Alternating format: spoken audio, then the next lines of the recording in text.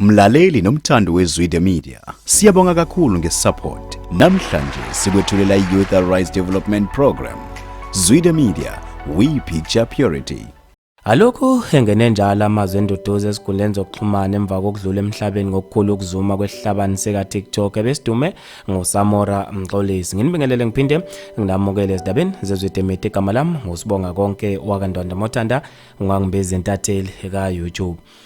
Alokhu engene njalo amazwe enduduzo esikhundleni zokuxhumana emva kokuvela kwezindaba ezishaqisayo zokudlula emhlabeni ngokuzuma kwesihlabani sika TikTok ebesidume ngoSamora Mxolisi. Ngokusho okwelunga lomndeni esikhundleni zokuxhumana kuba ukuthi uSamora uthe ukubamba bambeka maqede wadlula emhlabeni emva kokuba eye esibhedlela nje izinsukwana. Abantu esikhundleni zokuxhumana babe sebephoseka beyodlulisa wona amazwe enduduzo. uZex uGubhela uthe eishi ngaze ngabhlunga ngalomjito uShimora, ngingena ku TikTok ngibona abantu bonke bathi rest in peace. Wathi ke mfana kithi ubuphanda futhi ubuzimisela uhlakaniphile, sengathi ke umoya wakho ungalala ngokukhulu ukuthula. Abantu ke babe sebeya nabo beyofaka rest in peace.